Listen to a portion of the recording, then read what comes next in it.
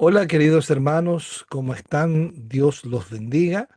Estamos reunidos otro día más, otra semana más, entre martes y miércoles, para compartir con ustedes este esfuerzo que estamos realizando, que es eh, entregar semana a semana un estudio bíblico de Apocalipsis, el cual está basado en mi tesis del MIN Seminario Internacional de Miami, de la maestría, que hice en un libro bíblico, que las maestrías siempre son libros de la Biblia, y yo escogí Apocalipsis, que es un libro que siempre en mi vida cristiana, desde que me convertí del año 91, fue un enigma, hasta que comencé a volverme a la fe reformada, más o menos años 2016, 2017,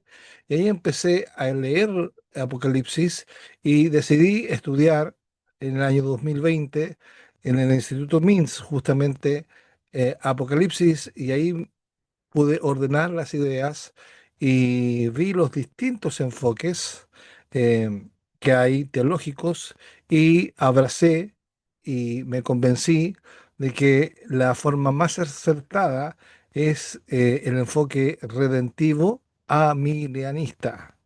Así que eso estoy compartiendo en esta tesis que yo entrego eh, los, los 22 capítulos en 8 lecciones. En 8 lecciones. Y me gustaría, hermanos, poder hacer un recorrido panorámico por esto que he realizado, este estudio de Apocalipsis, hasta la lección del día de hoy. Recordemos siempre que nuestro enfoque clave es el siguiente. Este no es un libro de catástrofes futuras para darnos miedo, sino es una historia bíblica redentiva. Historia bíblico redentivo. Historia porque no es algo que está lejos de la humanidad. Dios es el Dios de la historia. Bíblico porque la Biblia interpreta a la Biblia. Eh, lo que quiere decir que Apocalipsis se tiene que interpretar entendiendo el Antiguo Testamento, los símbolos del Antiguo Testamento, tanto los del Nuevo. Y redentiva porque el centro de la Biblia es la redención, es la salvación que Cristo nos ha dado. Y esto nos muestra a Jesús, a Cristo, gobernando soberanamente sobre la historia de su iglesia. Así que, hermanos, la lección uno vimos la esperanza, que vimos el capítulo uno, y comenzamos viendo a Cristo presentándose a una iglesia del primer siglo que sufría persecución y hostilidad. Jesús se revela como el alfa y la omega, el que era, el que es y el que ha de venir. Él tiene la llave de la muerte y es el soberano de los reyes de la tierra. En medio de nuestras tribulaciones actuales, Cristo sigue siendo nuestra única esperanza. Él sostiene a los pastores y a las iglesias en su mano derecha.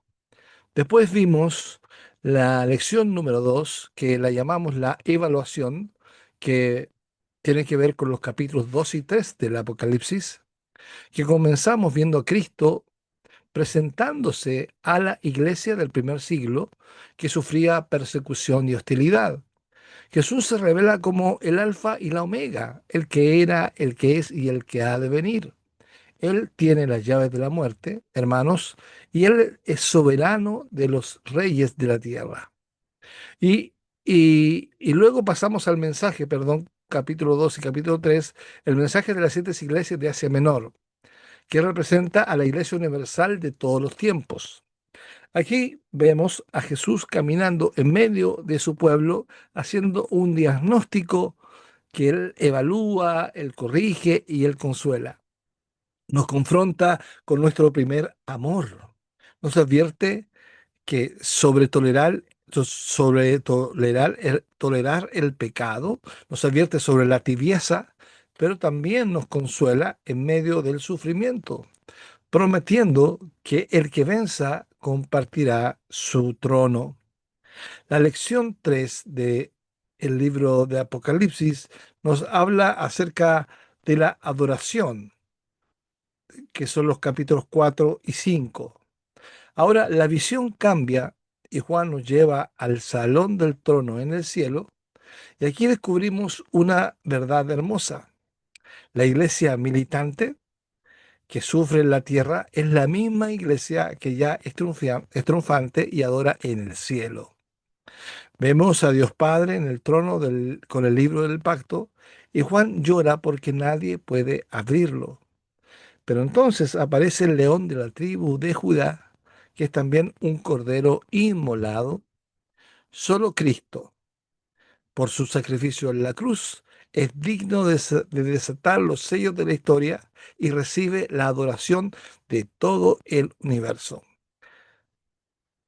Vimos también la lección número 4 que la llamo en la tesis Los Sellados, que tiene que ver con el capítulo 6 y 7 de Apocalipsis, que al abrirse los sellos, incluyendo los famosos cuatro jinetes, se revelan las consecuencias de la rebeldía humana, la guerra, la hambruna y la muerte. Pero en el capítulo 7, Dios nos da un mensaje que nos llena de paz, hermanos. Vemos a los 144.000 y a la gran multitud vestida de ropas blancas. Este no es un grupo exclusivo, sino que es un número simbólico que representa la totalidad del pueblo de Dios a lo largo de la historia. Hemos sido sellados por el Espíritu, lo que garantiza nuestra protección divina. Aunque pasemos por la gran tribulación del mundo, el Cordero nos pastoreará y secará todas nuestras lágrimas. Y así continuamos con la lección número 5, que vimos que el capítulo 8 y al 11, y el del 8 al 11, y que la llamé y la llamo la justicia. ¿Por qué? Porque aquí suenan las advertencias de Dios, las siete trompetas, que funcionan como llamados de atención divinos hacia una humanidad rebelde. A través de las calamidades parciales en la creación y en la sociedad, Dios busca que los hombres se arrepientan. Esto es interesante porque todas estas trompetas, estas son señales que han habido durante estos 21 siglos de historia en que Dios ha llamado al arrepentimiento a través de las calamidades. Mientras esto ocurre, mientras está pasando esto, la iglesia, simbolizada por los dos testigos, tiene una misión crucial. ¿Cuál es la misión de la iglesia? Es testificar y predicar el Evangelio a pesar de la oposición y el aparente triunfo temporal del mal. Al final, la séptima trompeta anuncia la victoria de nuestro Rey y su justicia perfecta. Y la semana pasada vimos la lección número 6 que involucra los capítulos 12 al 14 y que yo la llamo la victoria. Esta victoria nos revela la verdadera guerra espiritual detrás de la historia. Nos habla de Satanás, el dragón, persiguiendo a la mujer, que es la iglesia, y a su descendencia. El enemigo utiliza dos bestias, el poder político opresor y la falsa religión, además de la seducción del mundo Babilonia para engañar y atacar a los creyentes. Pero nosotros, hermanos, tenemos la victoria porque la simiente de la mujer, o sea, la iglesia, o sea, Cristo, perdón, ya ha vencido. Los redimidos cantan un cántico nuevo siguiendo al Cordero donde quiera que va. Amén. Bueno, después de este breve resumen, hermanos, iremos a nuestra lección de hoy, que es la lección número 7, que se llama El juicio. El juicio, capítulos 15 y 19. Y para esto vamos a abrir nuestro PowerPoint en nuestra presentación. Si me esperan un segundo, Vamos a compartir aquí pantalla y estamos ya con ustedes. Ahí estamos compartiendo la pantalla. Estamos aquí abriendo la presentación. Y ahí ya estamos con ella, hermanos. Bien, la redención consumada, la lección 7 de mi tesis de al Apocalipsis, que es el juicio. El juicio que es el derramamiento de la justicia divina en Apocalipsis en los capítulos 15 al 19. Bien, el propósito del juicio divino. El juicio, hermanos, no es un evento azaroso, sino es el desdoblamiento del divino asedio, la vindicación final de la santidad de Dios y la resolución jurídica de la historia de la redención. Hermanos, el estudio del juicio en Apocalipsis suele abordarse con un sensacionalismo que oscurece su propósito pactual. Desde una perspectiva bíblico-redentiva, como propongo en este estudio, el juicio es el acto legal definitivo mediante el cual el juez justo rectifica el desorden del pecado para dar a la plenitud del reino. Mientras que el futurismo literalista fragmenta estos eventos en una cronología de pánico y catástrofes aisladas, el enfoque redentivo histórico lo sitúa dentro de un proceso legal y pactual. Aquí el juicio es consuelo para el creyente. Eso es algo importante. El juicio es consuelo para nosotros, los hijos de Dios, pues asegura que la maldad no tiene la última palabra y que el carácter de Dios será vindicado ante las naciones. Entonces, aquí Apocalipsis 15 y 16 describe las 7 últimas plagas que representan los juicios finales de Dios sobre la tierra, impenitentes antes de la segunda venida de Cristo. Nos dice Gregory Bale. En esta transición hacia la justicia consumada, se prepara litúrgicamente el capítulo 16. Antes que la ira sea derramada, el cielo se sumerge en una adoración solemne. Y aquí nos encontramos con un preludio de adoración que se está llevando a cabo, recordándonos que la ejecución de la sentencia emana de la santidad absoluta del trono. Y aquí, hermanos, es interesante, ya que el mapa exegético de los capítulos 15 al 19 nos hablan de los 3 pilares del juicio. El primero, que es la primera parte, capítulo 15 y 16, nos habla del juicio consumado, el juicio sobre Babilonia, Apocalipsis 17 y 18, y el Apocalipsis 19. Ahora, cronológicamente, nosotros no estamos viviendo este tiempo. Eh, Todo el capítulo, los capítulos 1 hasta el 14, es un cumplimiento activo en la historia de la humanidad. Pero el capítulo 15 hasta el 10 hasta el 22 es un cumplimiento futuro de acontecimientos que se darán lugar. Entonces, lo primero que vamos a ver es el preludio celestial. Y aquí vemos a los vencedores, vencedores que es la iglesia. Los vencedores alaban la justicia de Dios. Hermanos, la alabanza no es una interrupción del juicio, sino su fundamento ético. Los redimidos celebran la justicia antes que las copas sean vertidas. Y aquí voy a leer el capítulo 15 del Apocalipsis. Dice, vi en el cielo otra señal grande y admirable, 7 ángeles que tenían las 7 plagas postreras porque en ellas se consumaba la ira de Dios, o sea, las copas.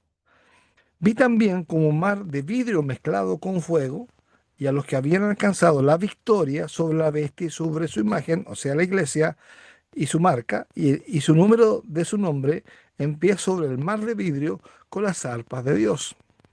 Y la iglesia cantaba el cántico de Moisés, siervo de Dios, y el cántico del Cordero, diciendo, grandes y maravillosas son tus obras, Señor Dios Todopoderoso, justos y verdaderos son tus caminos, Rey de los santos. ¿Quién no te temerá, oh Señor, y glorificará tu nombre? Pues solo tú eres santo, por lo cual todas las naciones vendrán y te adorarán, porque tus juicios se han manifestado. Después de estas cosas miré y he aquí que fue abierto en el cielo el templo del tabernáculo del testimonio. Y del templo salieron los 7 ángeles que tenían las 7 plagas, vestidos de lino limpio y resplandeciente, y ceñidos alrededor del pecho con cinto de oro. Y uno de los 4 seres vivientes dio a los 7 ángeles 7 copas de oro llenas de la ira de Dios que vive por los siglos de los siglos. Y el templo se llenó de humo por la gloria de Dios y su poder, y nadie podía entrar en el templo hasta que se hubiesen cumplido los 7 plagas de los 7 ángeles. Bien, aquí he dado lectura al capítulo 15 de Apocalipsis, y aquí vemos lo primero, la visión de los vencedores, de estos victoriosos, que es la iglesia, que está sobre el mar de vidrio, que es un eco glorioso del mobiliario del templo, del tabernáculo. Este mar, este mar que evoca el lavacro, Primera de Reyes 7:23, simboliza la, simboliza eh, la pureza y la santidad necesarias para que comparezcamos ante la presencia divina. Los que han vencido a la bestia entonan el cántico de Moisés y del Cordero. Aquí hay un puente teológico, hermanos, que unifica el éxodo histórico con la liberación definitiva en Cristo, que es nuestro éxodo espiritual. Es el reconocimiento de que la redención es una sola historia. El Dios que libró a Israel del faraón es el mismo que libra a la iglesia del sistema maligno, del sistema del mal.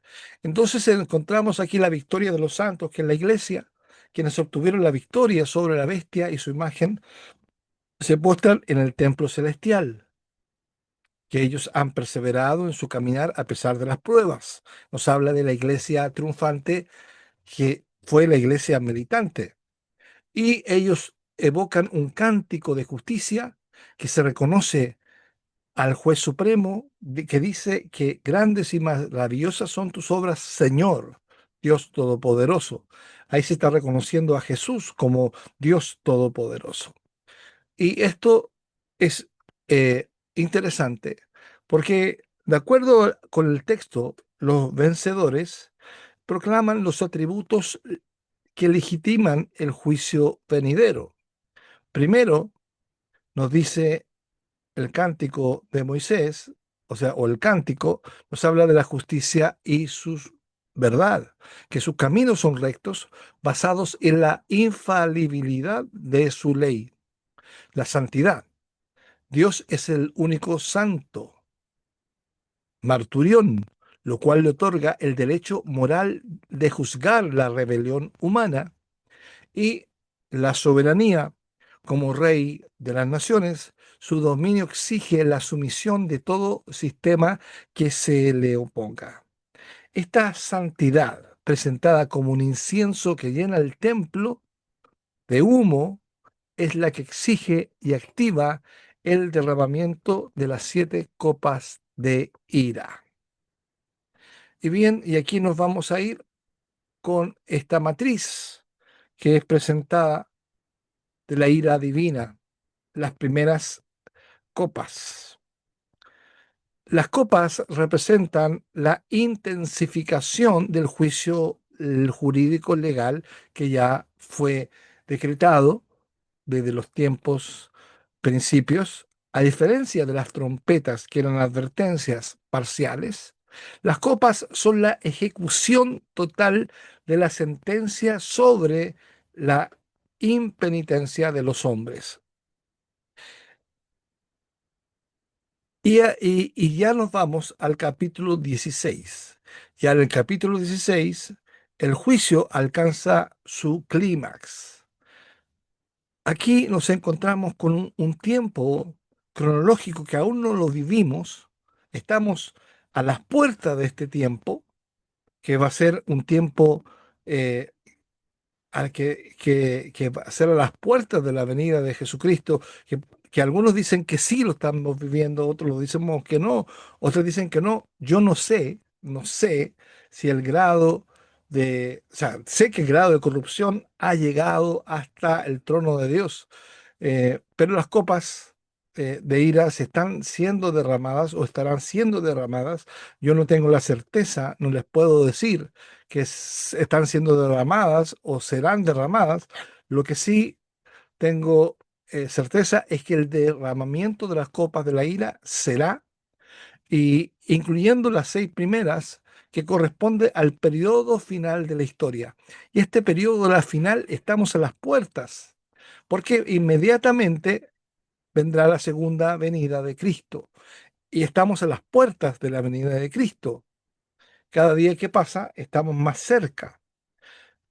Es interesante, hermanos, notar lo siguiente, que a diferencia de los otros juicios descritos en el libro, como los sellos o las trompetas, que representan eventos que ocurren y ocurrieron y ocurren de forma continua a lo largo de todo el periodo entre la ascensión y el retorno de Jesús, las copas son la culminación del castigo y representan los juicios finales y definitivos sobre la tierra y la humanidad impenitente.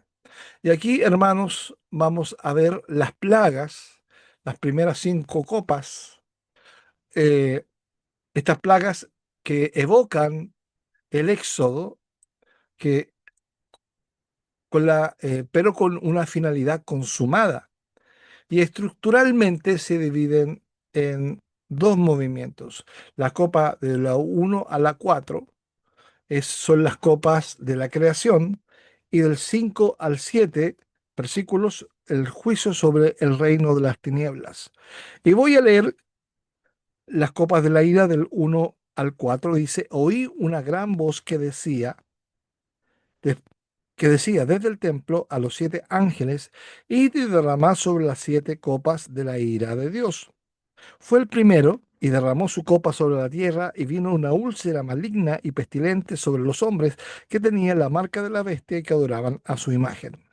El segundo ángel derramó su copa sobre el mar, y éste se convirtió en sangre como de muerto, y murió todo ser vivo que había en el mar. El tercer ángel derramó su copa sobre los ríos y sobre las fuentes de las aguas, y se convirtieron en sangre. Y oí al ángel de las aguas que decía: justo eres tú, oh Señor, el que eres y que eras, el santo, porque has juzgado todas estas cosas. Es interesante, es interesante notar que Dios muestra su control sobre la tierra, el mar, las fuentes y el sol. Esto humilla al orgullo material del hombre, demostrando que su entorno vital depende totalmente del creador de Jesús, que ha rechazado. Luego tenemos el segundo movimiento del versículo 5 al 7, que dice: y oí al ángel de las aguas que decía: justo eres tú, oh Señor, el que eres y que eras, el santo, porque has juzgado estas cosas. Por cuanto derramaron la sangre de los santos y de los profetas, también tú les has dado a beber sangre, pues lo merecen. También oí a otro que desde el altar decía: ciertamente, Señor Dios Todopoderoso, tus juicios son verdaderos y justos. Bien, aquí En este segundo movimiento vemos el asedio que se dirige al corazón del sistema satánico. Aquí el secamiento del Éufrates y la aparición de las ranas, los espíritus de ranas, identificados como ideologías perversas y discursos repetitivos y sin sentido de la comunicación moderna, preparan al escenario para la sentencia final. Y aquí, hermanos, vamos a ver este cuadro que tengo en pantalla, que tenemos por un lado el castigo, la copa y el propósito redentivo y el juicio. Eh, Tenemos la primera copa con las úlceras malignas. Eh, el propósito es destruir la imagen de los poderes políticos y religiosos marcados por el pecado. La causa es la tierra y hombres marcados por la bestia, y el propósito divino es destruir la imagen de los poderes políticos y religiosos. Segunda copa, el mar de sangre. Trastornar el comercio y el orgullo material basado en las rutas mercantiles. Esto, la causa nos habla de la vida marina en las rutas de riqueza, y el propósito divino es trastornar el comercio, mostrar la transitoriedad material, que el material es efímero. Tercero, tercer copa, los ríos en sangre. Es la vindicación jurídica por la sangre de los santos y los profetas derramadas. El propósito divino es la retribución justa, darles a beber la sangre que derramaron. El cuarto, la cuarta copa nos habla del sol abrasador, evidencia del poder de Dios sobre el medio ambiente. Revela la blasfemia del hombre y demostrar su soberanía, la soberanía de Dios, la soberanía creadora sobre la naturaleza. Y la quinta copa que nos muestra las tinieblas en el trono, castigo directo sobre la sede del imperio espiritual de Satanás y sus gobernantes. La sexta copa, que no aparece en este esquema, es el Éufrates seco, que es la desmitificación de los enemigos de la iglesia y el desenmascaramiento del engaño ideológico. Y la séptima trompeta nos habla de un terremoto y un granizo, que es la ejecución de la sentencia definitiva sobre el aire, que es la fuente vital, consumando la condenación. Aquí, hermanos, nos encontramos eh, que la impenitencia persistente bajo estos juicios justifica plenamente el colapso de lo que veremos en el versículo 17, del capítulo 17 y 18, el colapso de Babilonia, demostrando que el corazón rebelde prefiere la blasfemia antes que el arrepentimiento. En resumen, hermanos, las copas no se refieren a toda la era de la iglesia, sino a un clima escatológico y definitivo, un periodo de historia final antes de la venida del Señor, con el que se cierra la historia humana tal como la conocemos antes del establecimiento del reino de Cristo. Y aquí me gustaría señalar lo siguiente, señalar los versículos que aparecen ahí, Apocalipsis 12 al 21. Apocalipsis 12 dice: el sexto ángel derramó su copa sobre el gran río Éufrates, y el agua de éste se secó para que estuviese preparando el camino de los reyes del oriente.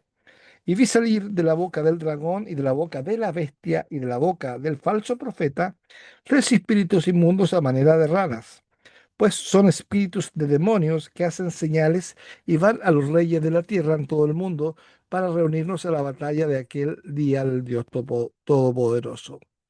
Aquí yo vengo como ladrón bienaventurado, nos dice el Señor, el que vela y guarda sus ropas para que no ande desnudo y vea su vergüenza. Y los reunió ante el lugar que en hebreo se llama Armagedón.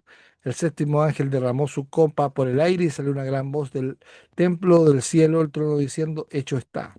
Entonces hubo relámpagos y voces y truenos, y vi un gran temblor dentro de la tierra, un terremoto tan grande, el cual no lo hubo jamás desde que los hombres han estado sobre la tierra.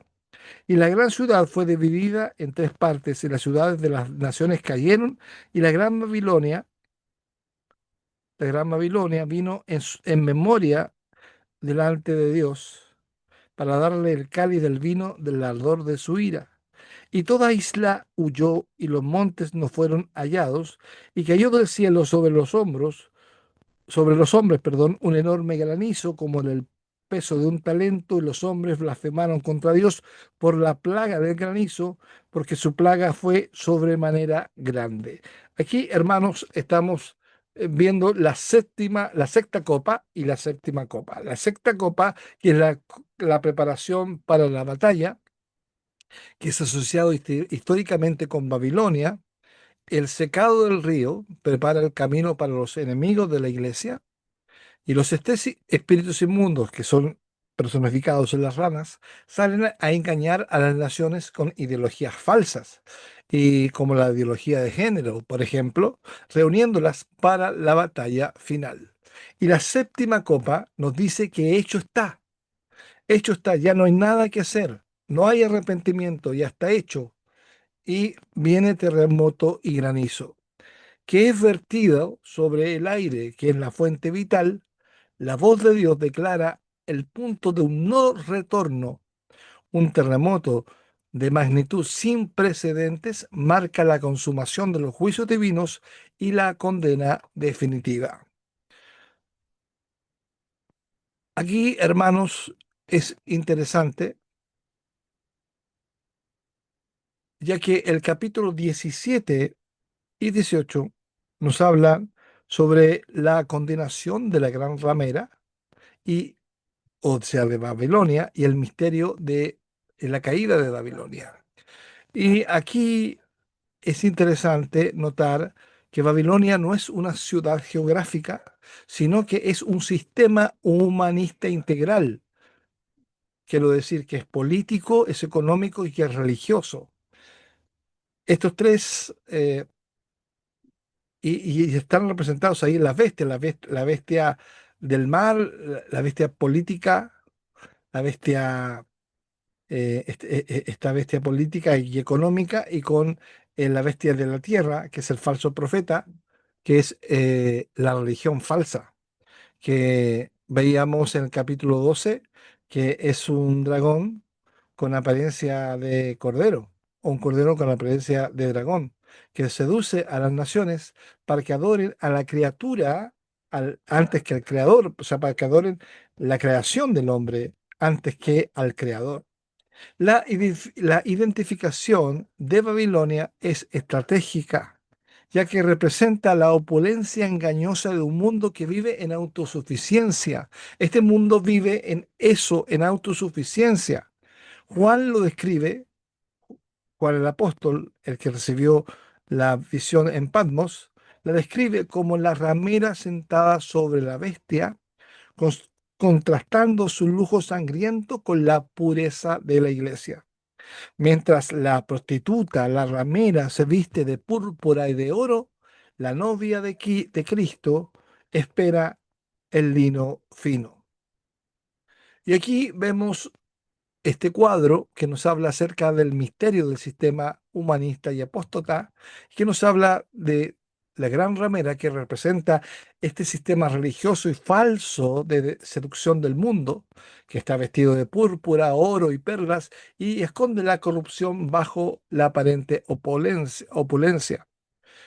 También la bestia escarlata sobre la bestia que está montada, que representa a los poderes políticos, o sea que la Babilonia, este sistema humanista, descansa sobre los poderes políticos, económicos y reinos terrenales que sostienen el sistema corrupto.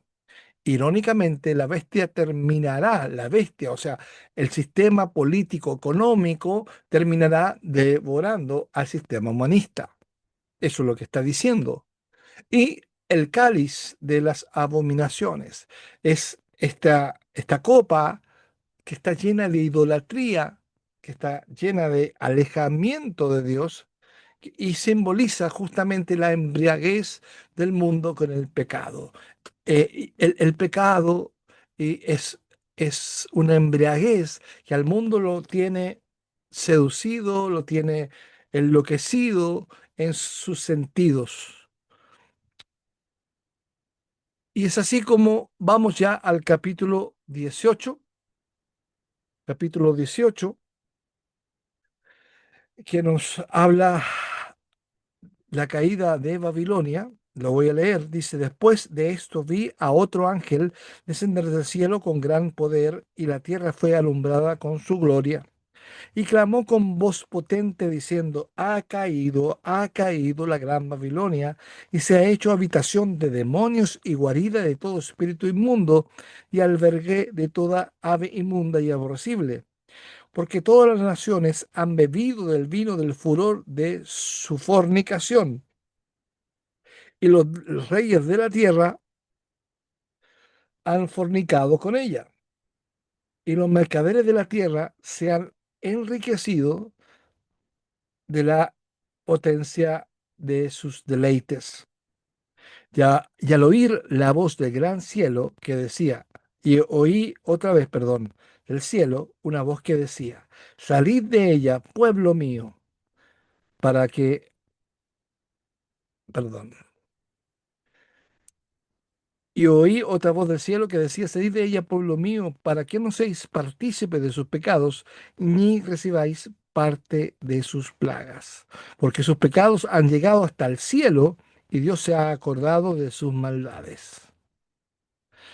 Esto es interesante, ya que es el que aquí en el capítulo 18 nos encontramos que el lamento del sistema corrupto humano por la caída de Babilonia, que revela un colapso del sistema económico mundial. Los mercaderes lloran porque su fuente de lucro se ha exterminado, fundamentada en la explotación y el alejamiento de Dios. La justicia divina desmantela el sistema de los deleites mundanos, recordándonos que toda estructura que no se cimienta en la verdad de Dios está condenada a la ruina. Este vacío dejado por la caída de Babilonia es el preludio, perdón, necesario para las bodas del Cordero, que comienza en el capítulo 19 y el 20. El análisis entonces del capítulo 18 de Apocalipsis, que detallo esta caída a través de los siguientes puntos claves. El primero punto clave es la degeneración espiritual del sistema. Este imperio humanista, que antes era percibido como poderoso y orgulloso, es expuesto en su total corrupción. El ángel anuncia su caída revelando que se ha convertido en una habitación de demonios, y eso es lo que está convertido el mundo, y una guarida de todo espíritu inmundo. Eh, Explico también que en mi tesis que este sistema sedujo, corrompió a las naciones, llevándolos a participar en su inmoralidad e idolatría, impulsada por una búsqueda desenfrenada de riquezas y placeres. Segundo, el llamado a la separación. Ante el inminente colapso se emite este decreto, esta voz celestial que dice, salid de ella, pueblo mío. Este es un llamado de Dios para los creyentes que se aparten de los sistemas corruptos del mundo. Tercero, el lamento del mundo y la futilidad de las riquezas, que lo encontramos en el capítulo 18, desde desde el versículo 9 en adelante, donde quienes dependían de un sistema corrupto para su propia prosperidad e influencia. Esta reacción enseña que poner la confianza en los sistemas del mundo y en la riqueza material es inútil, ya que todo es temporal, todo es pasajero y sujeto al juicio ineludible de Dios. También encontramos aquí el regocijo de la iglesia militante.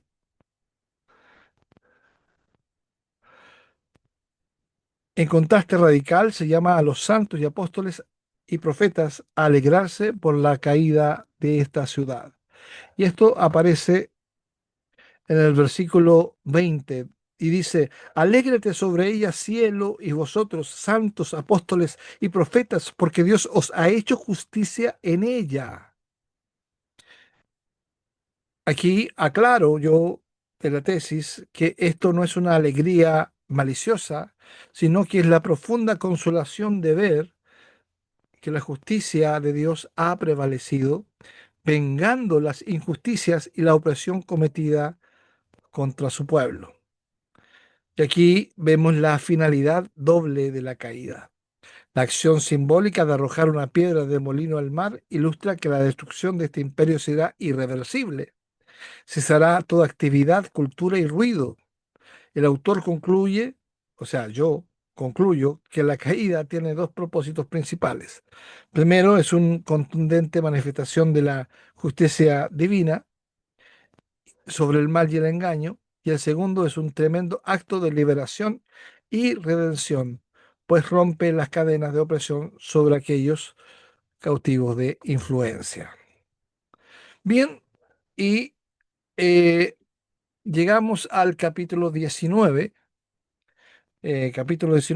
donde se habla del triunfo final del rey y juez, la boda del Cordero, también conocida, la iglesia triunfante, que la iglesia que está en el cielo se prepara para su amado. La victoria de Cristo es la convergencia perfecta entre la justicia retributiva y la gloria redentora. El verbo de Dios vence por la infabilidad de su palabra.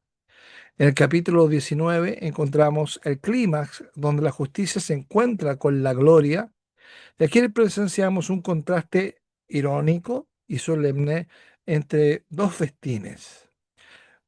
Encontramos uno, la boda del Cordero, que el banquete de vida y recompensa para la iglesia vestida de las acciones justas de los santos, y la cena del gran Dios, un banquete de muerte y juicio sobre los enemigos, donde la soberanía de Dios consume toda visión, toda rebelión, perdón. Y en el capítulo 19 aparece el jinete del caballo blanco, que es el mismo jinete del capítulo 6, versículo 1 y 2 del jinete del Apocalipsis, es Cristo. Y su naturaleza judicial que nos dice que Él es fiel y verdadero, o sea que es el cumplidor de promesas, el verbo de Dios, la revelación encarnada y el Rey de Reyes. La espada aguda que sale de su boca simboliza que su juicio no es arbitrario, sino la ejecución infalible, asegurando la victoria definitiva para su pueblo.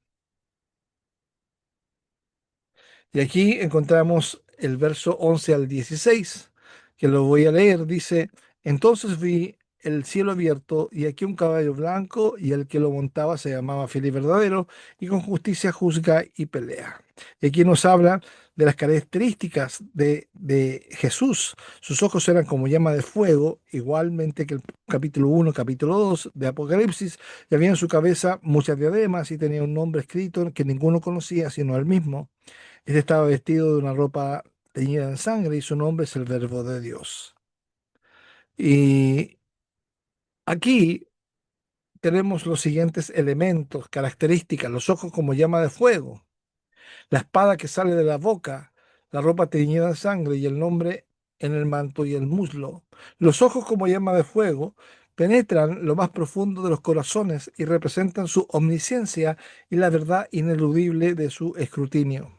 La espada que sale de la boca nos habla de la palabra de Dios que derrota a los enemigos no con armas terrenales, sino con la autoridad absoluta de su decreto divino.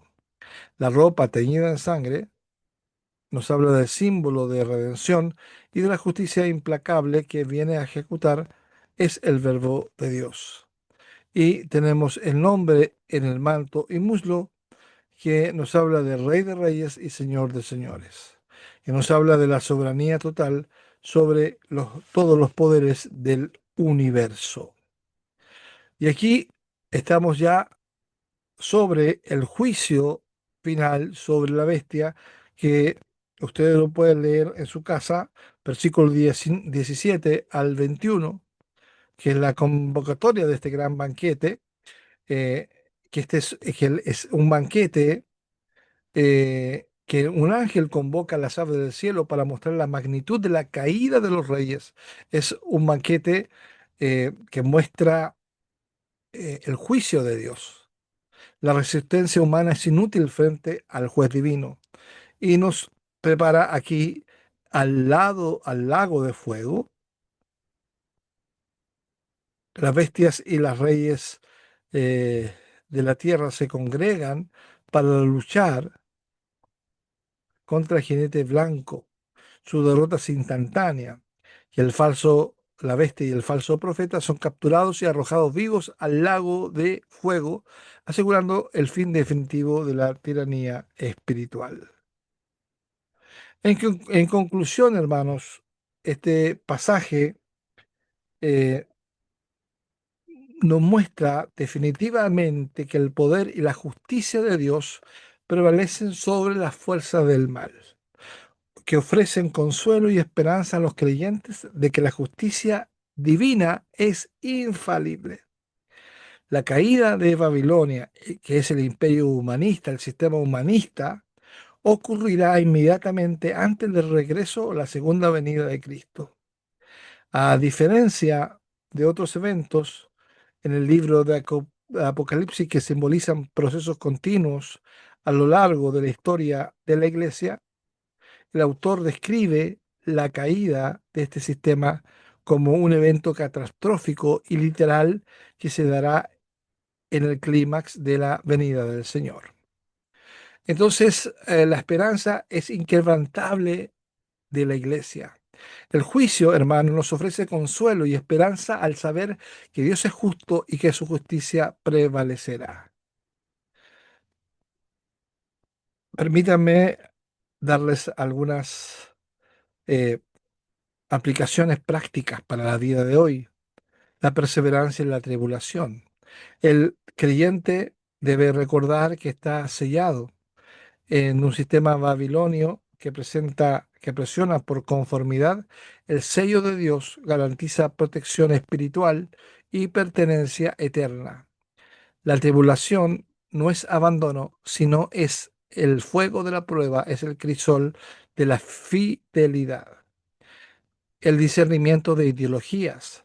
Debemos identificar los espíritus de las ranas, que son en la modernidad, que son discursos mediáticos, ideologías humanistas y comunicaciones perversas que mediante la repetición y el engaño buscan desviar la adoración verdadera.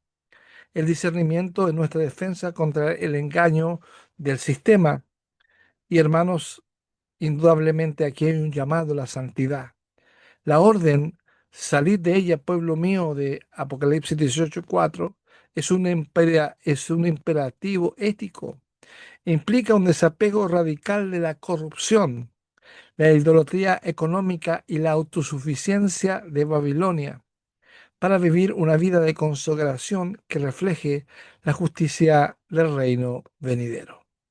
Bien, hermanos, en esta lección hemos compilado el despliegue y hemos contemplado el despliegue de la soberanía de Cristo como el juez justo.